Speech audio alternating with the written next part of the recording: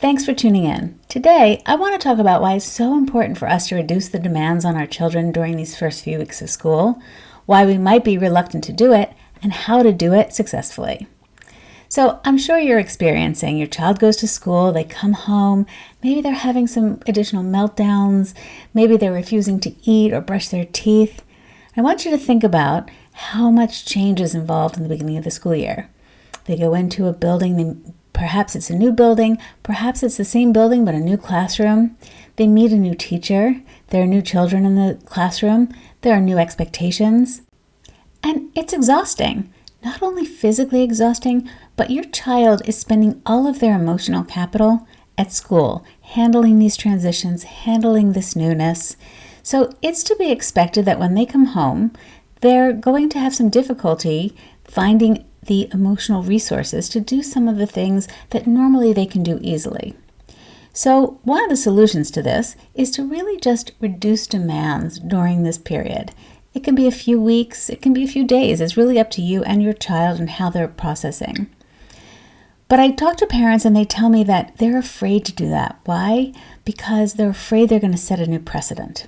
Right? Their child's going to come home, they're going to allow them to go to sleep without brushing their teeth, and all of a sudden, their child's never going to brush their teeth again. And I get it. My son, we would do something new once, and he would want that to be the precedent. I totally get it. But if you think about it, there's also a risk that having a meltdown every night becomes the new precedent. So maybe there's a way to do this. One thing I would suggest is just to be real with your child, to say to them, okay, tonight it seems like you're having a really difficult time brushing your teeth. Or you're having a really tough time eating the dinner that we expected you to eat. So how about if we just, eat some Cheerios and call it a day? We'll make an exception this time, right? And then they can understand that. And when you try again the next time, there may be a little tussle, but that's okay.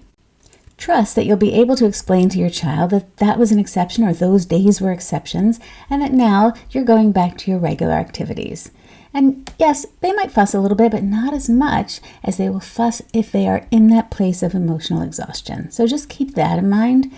And don't worry that your lenience today will lead to all chaos in the future. Your lenience today is based on your child's needs today, and so it makes perfect sense. One additional reason that parents are sometimes reluctant to reduce the demands is the what will people think issue. And I want to use as the example here homework. Say your child comes home with some homework and they just have no more stamina left to tackle it. You might try to help your child sit down, see if you can help them get started. But if in the end they're not able to do it, it's okay for you to say, okay, we'll try again tomorrow.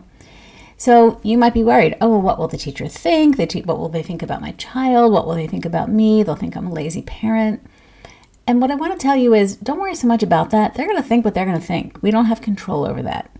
One way that you can address it is you can write the teacher a note saying, we tried to do the homework, but Johnny, or whatever your child's name is, has no more energy today to do that. We tried and we'll keep trying until we get it done.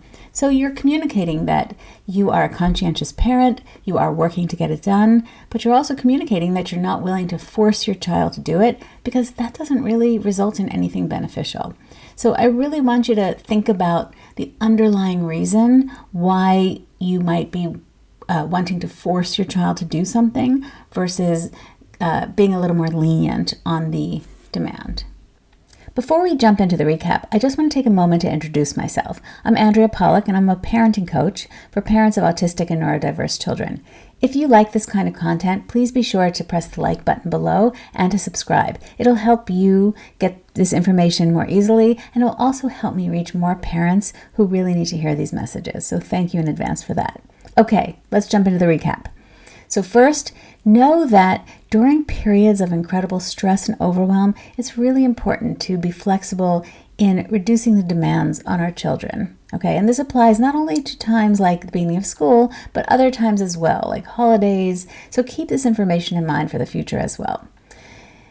Why you might be reluctant to do so is you're worried about the precedent it sets. And I get that, as I said before. But don't worry so much about the precedent. Trust that you have the parenting skills to be able to manage it as your child becomes less overwhelmed, to be able to bring them back to the level that they were able to perform before, okay? Trust that by communicating with them honestly and meeting their needs now, you're building the trust that will enable them to meet the higher level of demand later. Finally, be aware of the pressures on you. Right now, you're in a period where there's a lot of pressure to create new routines, to get back into it, right?